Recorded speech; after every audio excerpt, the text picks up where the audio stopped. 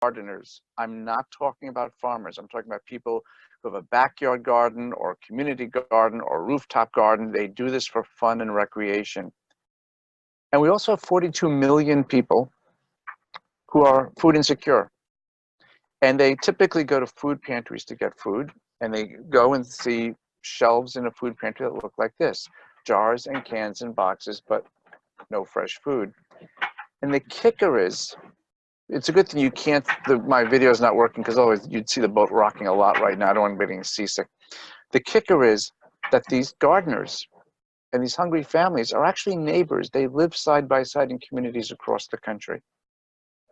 So the food waste, for those of you who have an interest in it, half of the produce in America is never consumed. While 40% of food is not consumed, produce is even worse. It's half of the produce.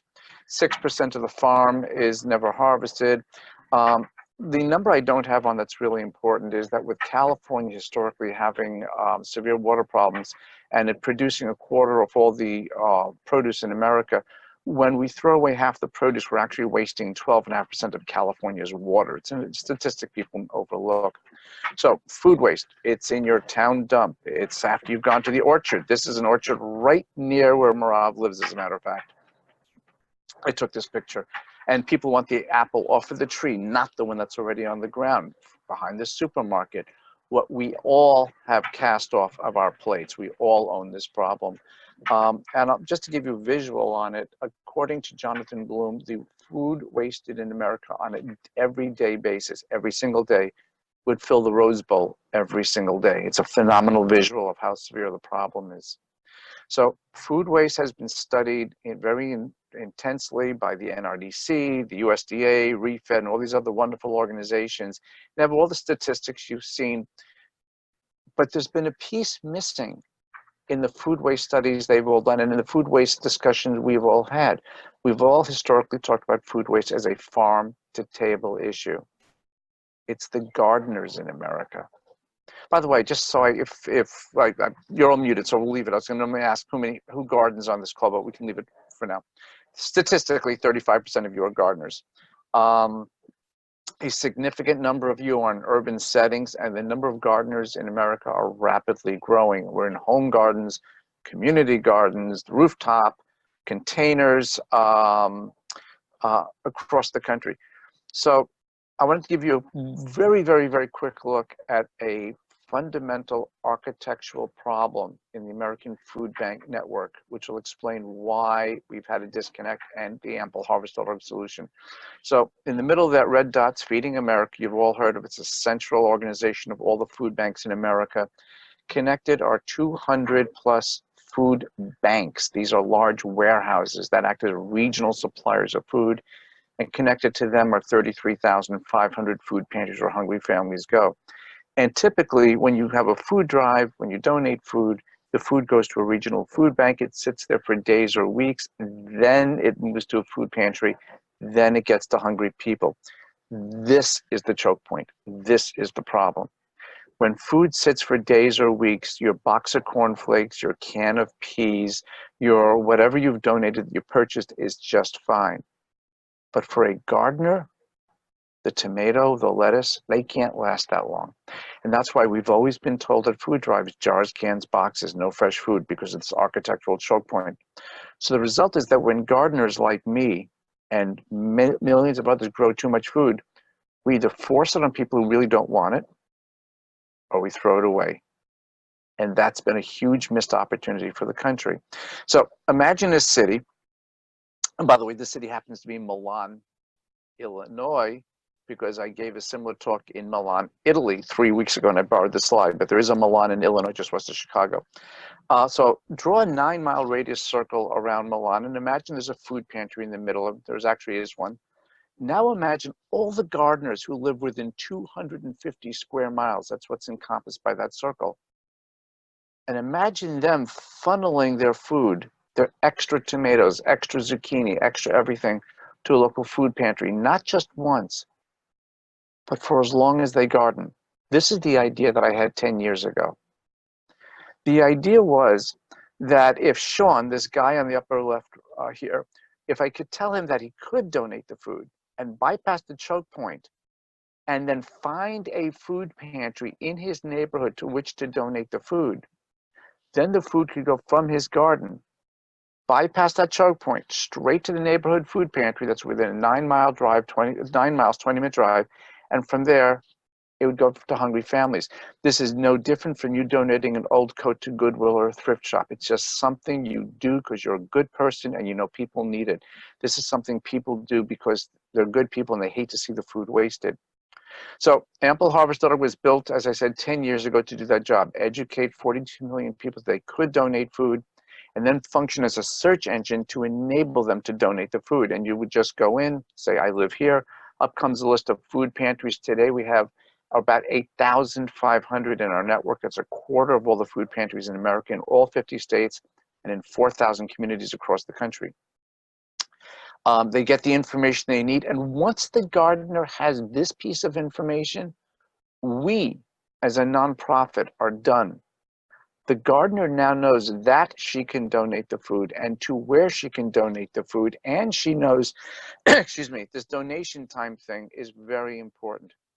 Because for the first time ever, a food pantry can tell a gardener, please come on Sunday morning or whatever time they want. The gardener knows when to harvest, which is a few hours before the donation time is a few hours before the hungry families come to get the food.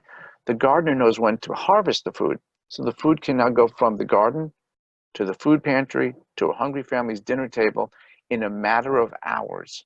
What's super critical about that is that the food pantry did not need refrigeration or storage for that food. And by the way, when I built it and I looked back at AmpleHarvest.org, I saw a whole bunch of Jewish values I inadvertently put into it. And one of them is from Maimonides' things on the 10 gradients of giving charity. One of the highest ones is don't humiliate the recipient. Well, if the gardener drops off the food a few hours before the hungry family comes in, the gardener knows that it's going to somebody in the neighborhood, but they don't know who. And the hungry family knows it came from somebody in the family, but they don't know who. That means that it's anonymous. And it's important because it's plausible the food's going from my garden to a food pantry to my next door neighbor who just lost his job. So sample pictures of food that has come into food pantries. The model is extremely efficient. It's extremely simple. As a matter of fact, Leket Israel, with our help in 2012, built a similar model. It works in any community in the country, and it meets the pressing needs of food waste, hunger, diet-related diseases, etc. Because for the first time, it opens up a floodgate of fresh food. So May 18th, 2009, I launched AmpleHarvest.org after 7 weeks of working on it with 2 volunteers. First food pantry signed up, and then this happened. Food pantries across the country said, we want in, we want the food, we need the food, we want to be found by gardeners. So this is what our map looks like today. And by the way, Alaska and Hawaii are included, they're just not on the map. Every dot is a food pantry that has signed up to say, we want to be connected with the gardeners in our community. By the way, remember that map I showed you of the gleaning programs? I want you to see the difference in scaling. When you have to bring in the logistics of volunteers and trucks and equipment, there's only so far you can take it. But when you reach out and leverage the resource that already exists of 42 million gardeners and 33,500 food pantries, and all you need to do is connect them, you're able to scale far more effectively. Because I had realized the problem wasn't the food. The problem was that we needed to build a network connection between people who have food and the food pantries they can get to hungry people. And that's why this is far more efficient in terms of scaling and reach than gleaning, which is not to knock gleaning. You're going to absolutely need that type of program for farms. The response to this initiative has been overwhelming. Good. I mean, all kinds of faith communities have been stepping up. Muslim community leaders are hosting sports tournaments to encourage young people to get active. The Jewish Community Centers Association is working with JCCs around the country to grow gardens and to get fresh food in underserved areas. And they're creating early child wellness programs. Groups like the National Council of Churches have joined with an organization called Ample Harvest to help gardeners donate fresh produce to 4,700 of their local food pantries. I had the I had the honor and the privilege of 7 White House visits during the Obama administration. We worked very closely with Michelle Obama's Let's Move initiative. That speech was given when Let's Move was a year old and we were 2 years old. So we're often asked, well, some numbers, and people keep asking how many people get fed, and in food waste, it's the wrong question. The question isn't how many people are fed. The question is how much food isn't wasted. When you solve that, by default, they get fed. So we did a survey in 2015, 2016 with about 2,500 gardeners, and we asked questions they were never asked because all previous studies were with farmers, not with gardeners. So the data that we learned was that 95% of all gardeners grow food. The remaining 5% grow just ornamentals like flowers. Most people grow tomatoes. One person admitted to growing marijuana. I don't remember if his data stayed in the study or not. But we asked, would you donate if you knew that you could? 4 out of 5 said yes. By the way, we've just repeated the study this past winter and spring, and the data is being compiled, so I don't have, but it's lining up very nicely with this. We asked the question, would you deliberately grow more food if you knew you could donate it, which is no longer a discussion of food waste, it's a discussion of charity, of tikkun olam. 2/3 said yes. Where do you live? There's a perspective that gardeners only live in the burbs, and you'll see that a significant percentage actually are in urban settings. So Cisco, the internet company, did the data analysis for us. So the math stuff was done by an outside group. And while we have lots and lots and lots of numbers, you don't do that in presentations, but you do show summaries. And what you can see here is that collectively, gardeners across America grow 11 billion pounds more food than they can use or preserve or share with friends. The food's worth $18 billion. And if all of the, it is costing the nation, by the way, $115 billion in the increase of our healthcare costs, diabetes, obesity, et cetera. At the end game, with all of the data that we have, if by the way, the food would be enough to feed 20 million people, but if with all the data we have on how much food is wasted, what percentage of gardeners want to donate, all these other things coming together, the bottom line is at the end of the day, if we finished all of our work, 14 million people would be fed and the healthcare costs of the nation would drop $58 billion a year on a permanent basis. So, Jeremy, this is for you. This picture is from Bridgeport, Connecticut. This is a gardener in urban Bridgeport who donated food to a food pantry. And other donations. Obviously, this is probably Florida, from somebody had an orange tree that were having oranges raining down on them, gardeners. And these are just samples of many, many pictures that we get. By the way, this guy's just a large gardener. He's not a farmer, of people who've donated food to food pantries. We thought you might like to see this. Well, in tonight's Show You Care Spotlight, Dubuque Food Pantry directors say more low-income families have access to fresh fruits and vegetables this summer.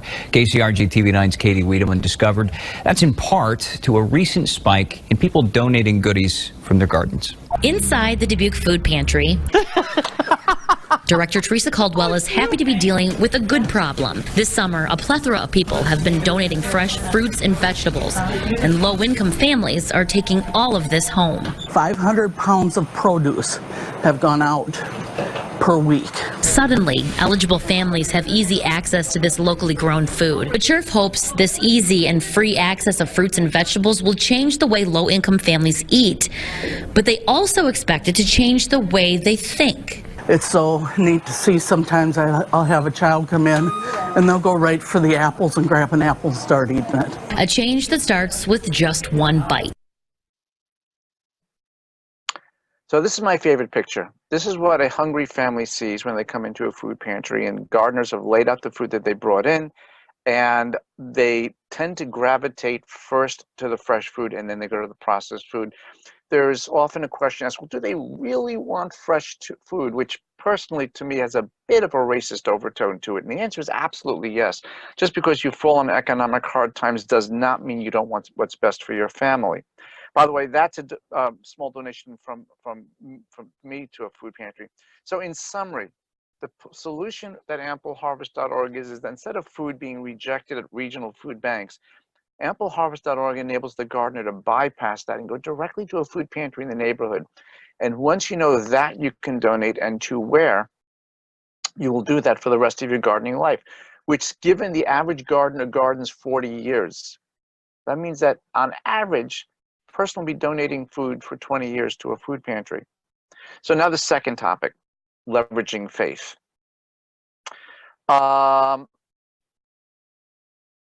Those of us, Jeremy included, and several of you possibly also, who've spoken in the past in different venues about food waste, we've been talking to each other. We've been talking to ourselves.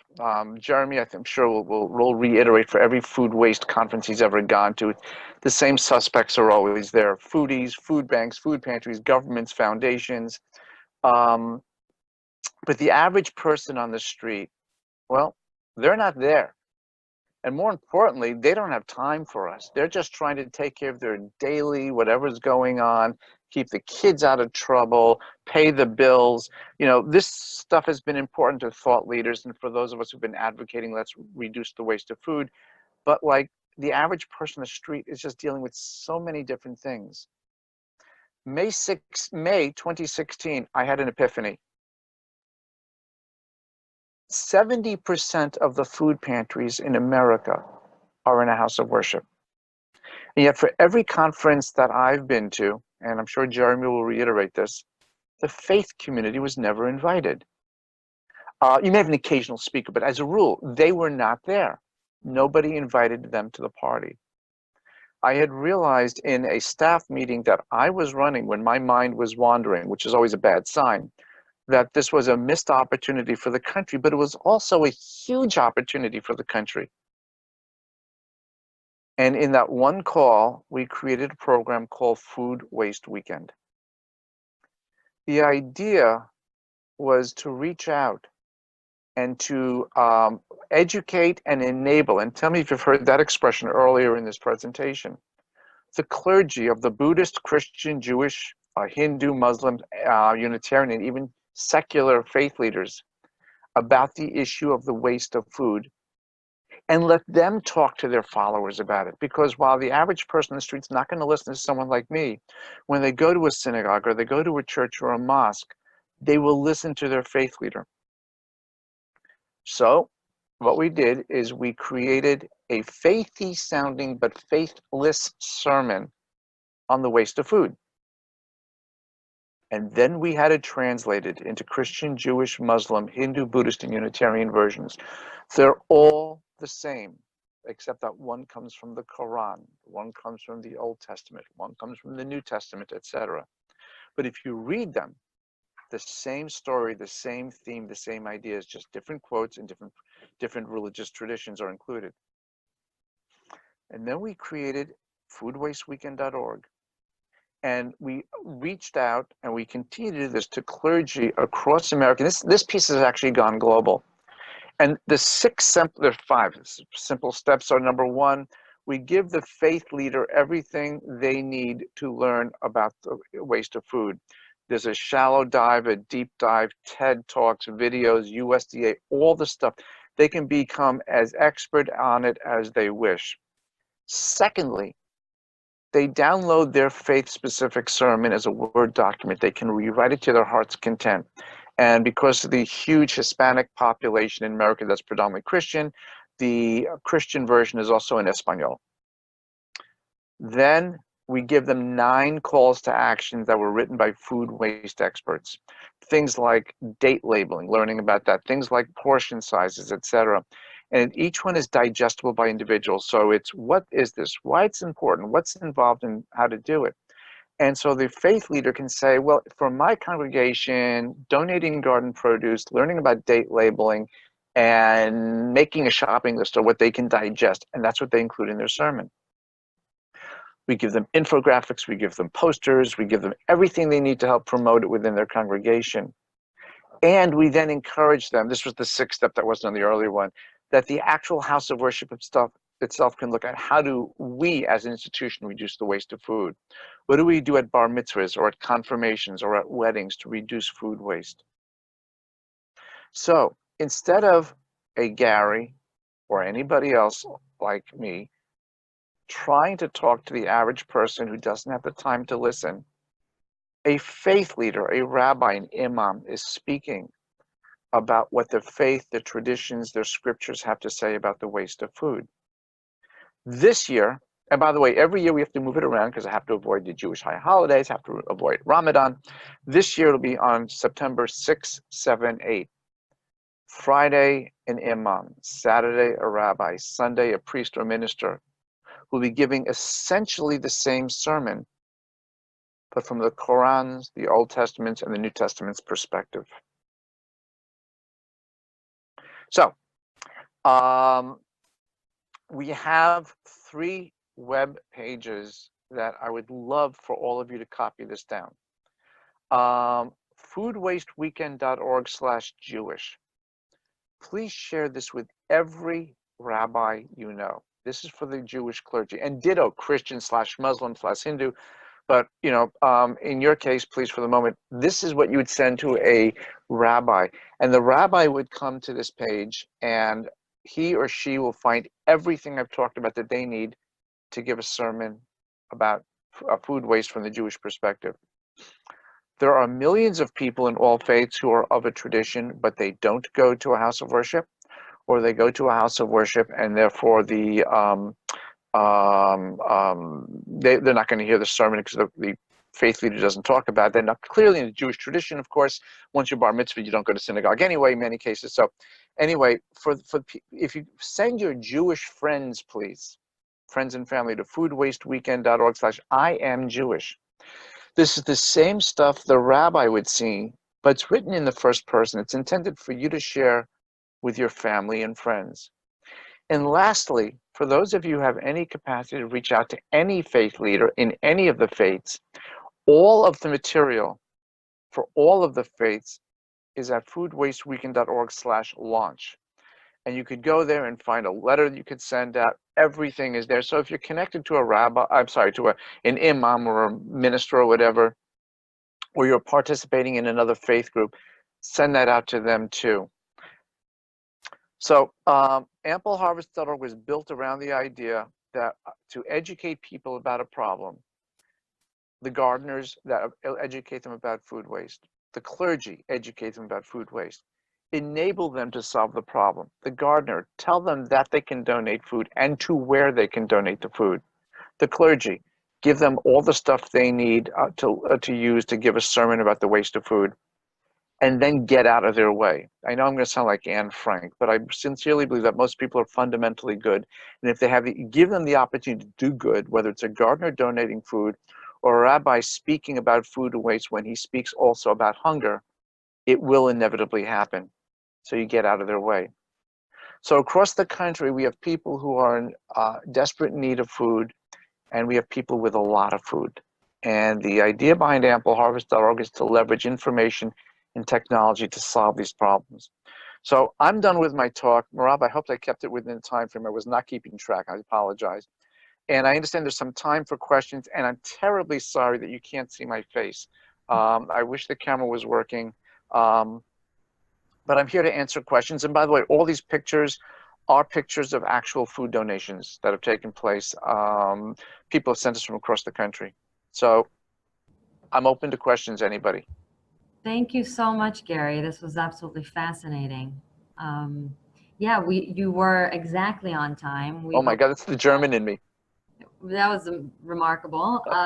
We have about 10 or 15 minutes for questions if people just want to popcorn style, just go ahead and ask if you have any questions for Gary.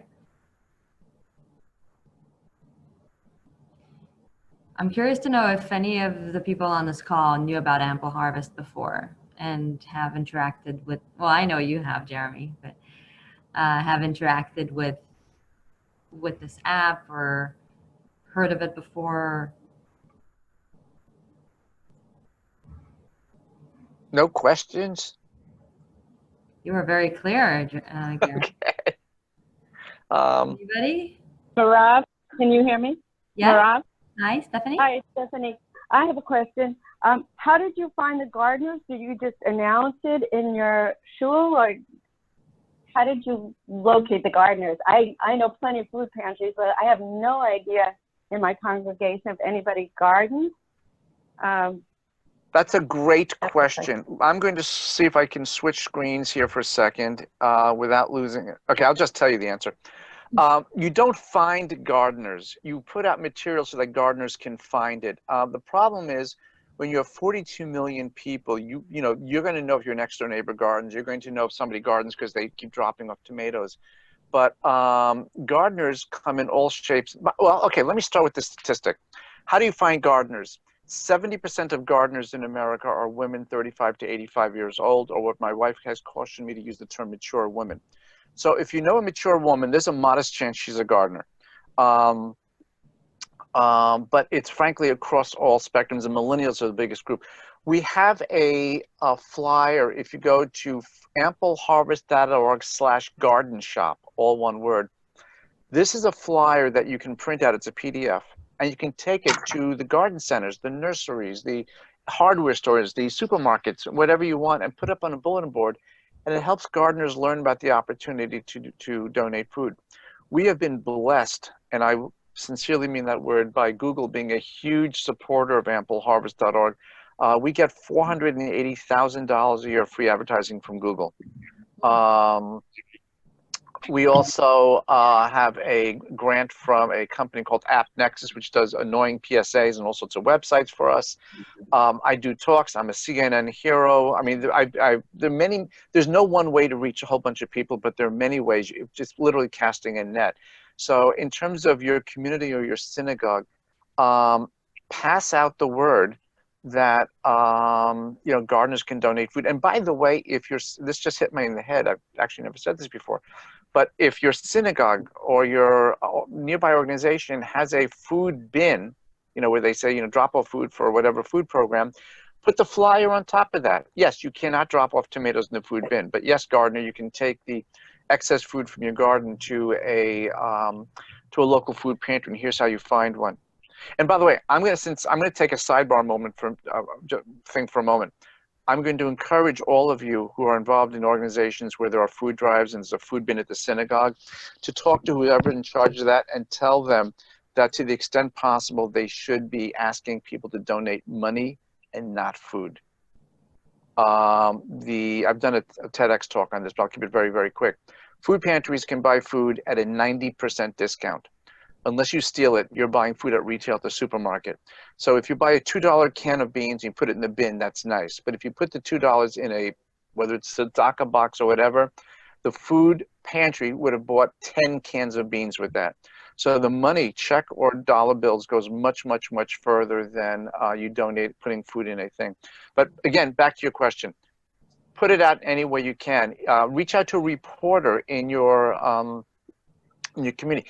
Any of you connected to a reporter or media, we have an incredibly good press kit at ampleharvest.org/press kit, where any reporter, blogger, TV, radio, newspaper can go and get everything they need to learn about the work ampleharvest.org does. The woman on that TV newscast, the reporter, that whole story was done, and I never spoke to her. She got everything she needed from the press kit page on ampleharvest.org.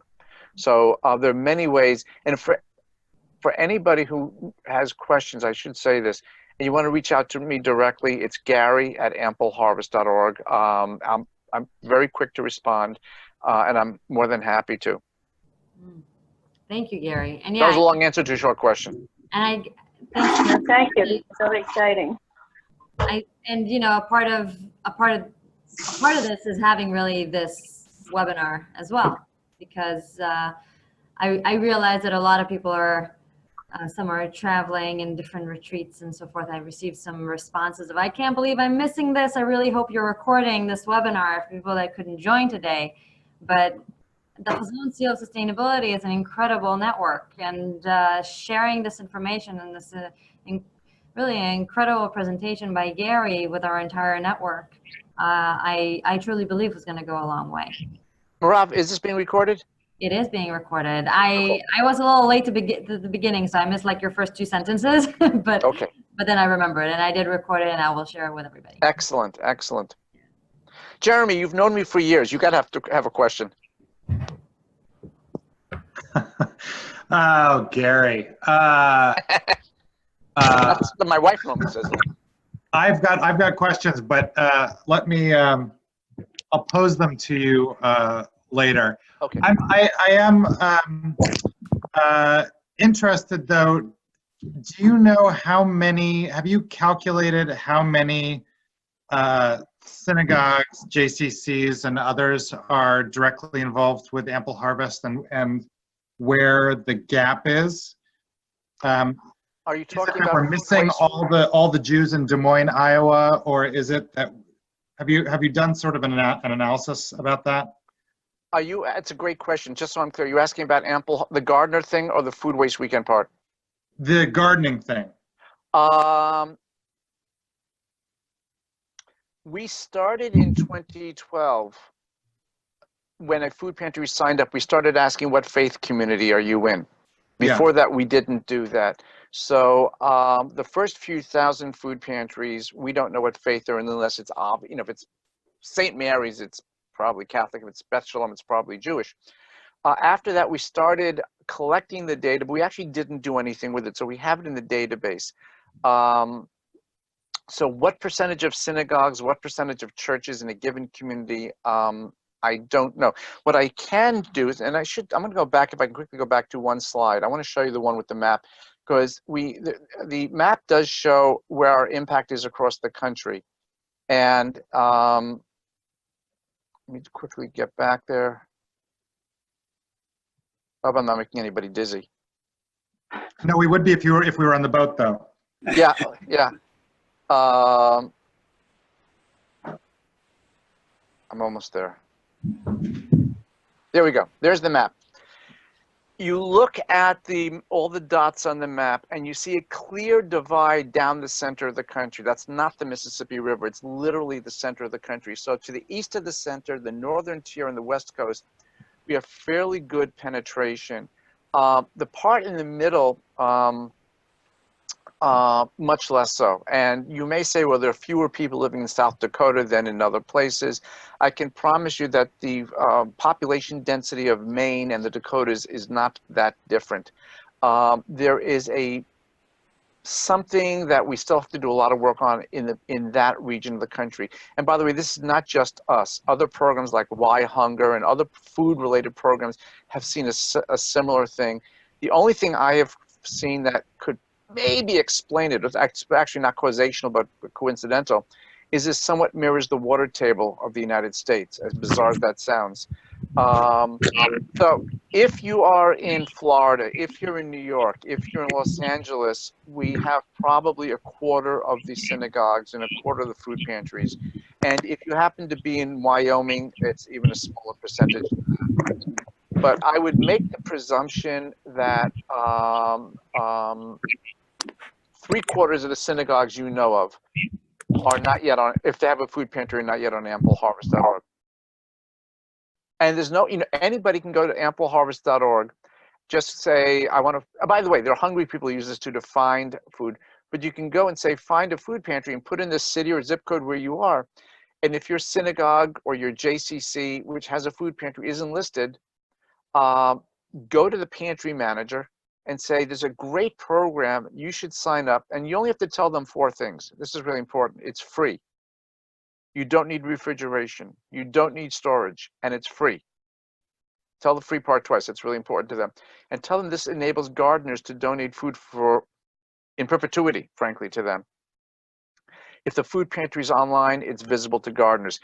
You should also know, for any of you who get involved or are involved with other food programs, that we make our data and our resources freely available to other food waste programs. So there's a wonderful program called Food Recovery Network, which works with college campuses across the country. They use us to connect with pantries. Move for Hunger, another great program, which works with moving companies that rescue food when you've moved out of your house and you took the furniture and the dog and maybe the kids, but you left the food behind. So we try to be in the center of the food waste space, being a collaborative partner with all the other food waste programs. Thank you, Gary. I have a question for you, unless Okay. he wants to jump in. You know, okay, I have two questions actually. Okay. The first one is, do all the food pantries, and relating to pantries, not the food banks, right? The pantries, the ones nearby, the community pantry, are they all the same? Do they all take the same stuff? Because I often, I speak with some of our SEAL sites and they say, the pantry in our neighborhood doesn't take fresh produce, or it doesn't take this or that. It's a great question. If that food pantry is on ampleharvest.org, they're on it because they themselves signed up to receive the fresh food. This is not something where we went combing through the internet and combing through church directories and said, oh, we found a pantry, we're going to add them in. We actually, and this is an important point, if your synagogue, for argument's sake, has a pantry and they're not on ampleharvest.org, please don't sign them up. Mm-hmm. Please go to the food pantry manager and say, I know of this great program, read about this, and then you should sign up. They need to make that decision, because the last thing I want is somebody to show up at a food pantry with a box of carrots and be turned away. Mm-hmm. Very, very, very few pantries say, I don't want the food. They nearly all do. But if it's on ampleharvest.org, it's because they took the deliberate action of signing up to receive the food. That's a good question. So ampleharvest.org is not a map of all pantries, and then you can sort of sift through them and say, these are the one, like to sort and say, these are the one that receive this type of produce or not. This map compiles only the food pantries that receive, or should, that receive the fresh produce. That have asked to receive the food, absolutely. So if a food pantry is on here, going back a couple of slides, going back to this, every food pantry you see here signed up because they want the food, and then they have to put in their own information. I have no idea what their hours are. I have no idea what anything is. It's up to them to do this, so that if, yes, this is not a big listing. I will tell you that we also have millions of people who themselves are hungry and they need food. Now, we're not a hunger organization, but we realize we can help some of these people. If you go to ampleharvest.org/211, which is, by the way, if you don't know, that's the nationwide number for anybody who needs hunger, shelter, whatever. When you call 211, you can get help, but we use 211. And we tell you, go to Why Hunger, go to United Way. They're the best ones. But here, if you want to search our pantry database, these are the pantries that you can go to. But that's an incomplete listing, because if 3/4 of the pantries in America are not in that system yet. What is the list of all pantries? No. Does that exist? Is there a national list? There are people, there's a pantry.org, I think, is a guy. It's literally, it's an individual who combs the internet looking for pantries and puts them up.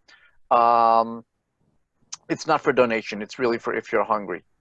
But that information is not necessarily up to date, because he finds information, he puts them up on there. Other groups in different areas, like many United Ways, for example, will know all the food pantries in their area. If you contact the food bank in your area, so for example, you live, okay, you're in Orange County. So if you went on the Feeding America website and you said, find me the food bank that covers Feeding America, it'll send you to whichever food bank that is. You go to their website, they would help you then find a food pantry or soup kitchen that you can go to get food. But it's a multi-step process. You have to know where to go, and it's not geared for donating food. It's geared for if you need food, food assistance. But there is no nationwide list, and the problem is that there are most, but not all food pantries are tied to a food bank. Most, but not all food banks are tied to Feeding America. So you'll have some food banks that are not as part of the national network, and you'll never find them unless unless they're in our system. By the way, I want to confuse everybody right now, because this is a fun thing to do on an afternoon. The food pantry is the term that is generally used across America for a family that needs food, not a soup kitchen, but just like a grocery store without a cash register. But in some states, and there may be some of them for the states that you're in, they may be called a food closet, a food cupboard, or food shelf. And just to make it more fun, in Washington and Oregon, what everybody else calls a food pantry, they too call a food bank. So in Oregon and Washington, whether you're the warehouse-sized food bank or the thing in the basement of a church, it's a food bank. Wow. In New York, for example, it's a food pantry in the basement of a church, and it's a food bank, which is the warehouse thing. We're using the term food pantry on the generalized basis because that's the predominant term that's used. But again, you may find a food closet or food cupboard. And Rob, since this is about a little bit about Jewish values, I'll tell you why those different terms are there. And this isn't Jewish, but it's sort of faith-based. The farmers in Ireland way back when they had food that they couldn't sell to market, they didn't want it to go to waste. So they would put food out on the side of the road for travelers and for hungry people, but you can't leave it on the road. So they would take a piece of furniture from their kitchen, a cabinet, a closet, a shelf, and put it on the side of the road and put the food in so that a traveler going through could take it. That's where the terms come from. All right. Wow, that's really interesting. Good for trivial dispute. Yeah, I want to ask you another question that I'm curious about, even though it doesn't relate specifically to the fresh produce, but I have a feeling you'll be able to answer I'll try. Because this is your space. A lot of the steel sites that we work with are looking to donate leftover food, and are often, confronted with difficulties because it's not something that's dry and packaged, and it's not produce. Where can all this food go? The leftover kiddish trays. After we have tried and we calculated and we tried to minimize the waste and really only order as much as we wanted. We did all that, but we still have leftover. Yeah. I'm going to give you two answers. And a piece of this is something the synagogue can actually solve. In most states, health regulations are city, county, or state. There are no federal health regulations. These are more local things. But as a general rule of thumb, if food has been opened, in other words, if you put a tray of lasagna out for people to take, that food cannot be donated.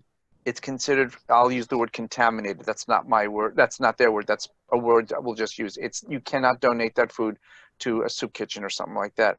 If the food was covered and kept in the kitchen, maybe you made 2 trays of lasagna, but you only needed 1, the food that stayed in the kitchen can be donated. And then you need to find a soup kitchen, not a food pantry, that will take the food, and you need to move it relatively expeditiously, and you need to keep it either refrigerated or heated based on what the food is. So when my daughter was bat mitzvahed too many years ago, this is long before there was ampleharvest.org, we made arrangements with the caterer that food was only going to come out as it was needed, and food that wasn't yet needed would stay in the kitchen. And as long as it stayed in the kitchen, it was donatable. And then a program in northern New Jersey called the Center for Food Action, around at the end of the bat mitzvah, came around with a truck, picked it up, and donated. In New York City, there's an amazing program called City Harvest that does that. But again, the food has to be coming from a place that has been not opened. If the food was put out and it's been opened, the EPA and the USDA have a hierarchy. It's like a pyramid of the highest uses of food. Human consumption is the highest one. The next one, and Jeremy, fact check me on this, the next one down is animal consumption. The next one down is composting, then biomass, then trash. Did I have that in the right order? No? Correct me, please.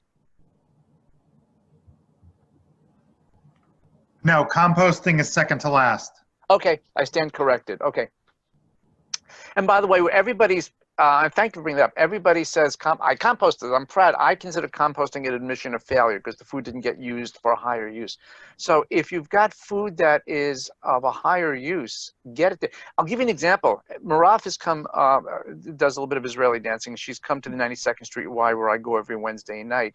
And the people at both the 92nd Street Y and at another place I dance know that at the end of the dance session, all of the food scraps, the watermelon rinds, the other stuff that they normally throw out, they give me, and I take it home and I give it to my chickens. Now I have 4 chickens, and out of them come eggs and fertilizer. So that's a good use of recovering food on a personal level that other people that might have been thrown away. Oh, by the way, something I didn't mention, super important about food waste. It's a huge contributor to climate change. Project Drawdown, which is a great study on food waste, calculated that if food waste was a country, it would be the 3rd biggest cause of climate change after the US and China. So to the extent that you can reduce food waste, you're benefiting on climate change. So get the food, if possible, to somebody who has, if there's a farm near you, give it to the farmer. Many animals will eat the stuff no matter what. If you have friends who have chickens or ducks or whatever, if there's a biomass place near you, that's great, but I don't think there are that many.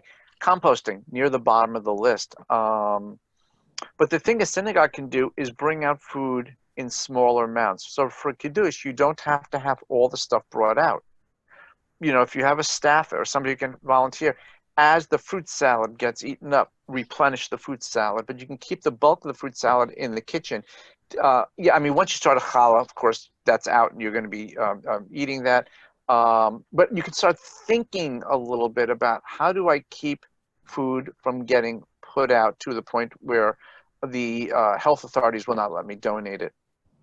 And then the only other difficulty is when you have food ready for donation, and when a food program is open to receive it, is a logistical problem. Because your Kiddush is on Friday night, and maybe the soup kitchen is not open until Saturday morning or Sunday, whatever it is. You've got to figure that part out. And that's logistics is still a huge problem in the food recovery space. Regardless, it's a step in the right direction. If you make the effort and there's some success, you're better off than you were without it. But yeah, there's a, this is a pet peeve of mine. And I finally moved the needle with my wife after about 15 years.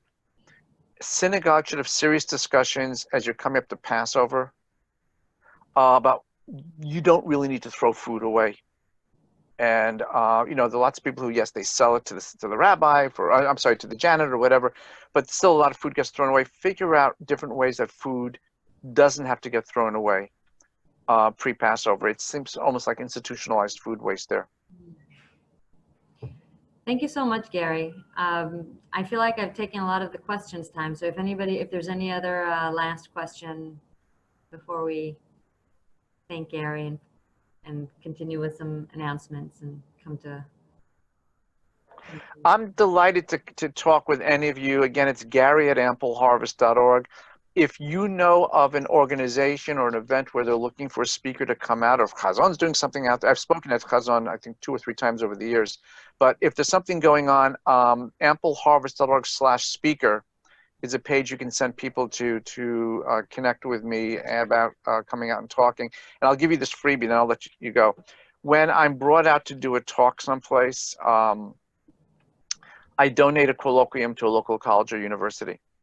So I meet with the students to not so much talk about what ampleharvest.org is, but from the lessons I've learned over the past 10 years, how they can make the world better in the endeavors that they're looking to do. So it's a freebie that I throw in that helps the community. Marat, thank you so much for inviting me to this. It's great seeing you again, and Jeremy, you too. I'm terribly sorry you guys can't see me. I'm really not sitting in the dark. I should have tested Zoom app before today, and I apologize. I don't know why. It worked with Skype this morning. So thank you. Thank you so much for being here. And we will share all of these resources and links and the addresses and how to reach you in a follow-up email to which you also be CC'd. Thanks so much. Excellent. All right. I'm sorry? I'm just saying, everybody just please stay on. I'm going to take a few minutes to share some announcements, and then we can. And I'm going to jump off. Have a good day. Have a good Shavuot, everybody. Bye-bye. Bye-bye. Thanks, Gary. Thank you so much. Sure. Bye-bye. All right, everybody. I'm just gonna take a few minutes to share some information give some updates. The first thing that I wanted to talk about was the recent issues with the listserv, and let me just get out of his sharing. Oh, there we go. So I hope you can see me now. I wanted to clarify something with regard to our Hazon Seal listserv. I understand that there was that little snafu with a lot of reply to alls. So I just wanted to reiterate what I wrote to everybody yesterday about the listserv, that yes, the listserv is there to facilitate a conversation. We want you all to be able to reach out to this amazing network and to ask for advice and to offer interesting ideas and resources. With that said, we realize that we need to manage this conversation. So please do not feel, how should I put this? Please still feel welcome to share resources and ask questions to the group. Every message that is sent to the group will be monitored. And if we find that it is more relevant to a particular region and should not be shared with the entire network, then we'll reach back out to you and say, look, we're just, we noticed that you wanted to share this resource, but we will share it in this group rather than that group. And that way, we hope to minimize the unnecessary traffic, the excessive traffic on using this tool. And I value everybody's feedback, and I'm happy to answer any other questions about this offline or later if you wish. I want to make sure that I want to take these 2 minutes just to make sure that everybody knows where to find stuff. Where to find stuff means where to find information. We are working on bettering our Hazon Seal website to make it a little easier to access things and information.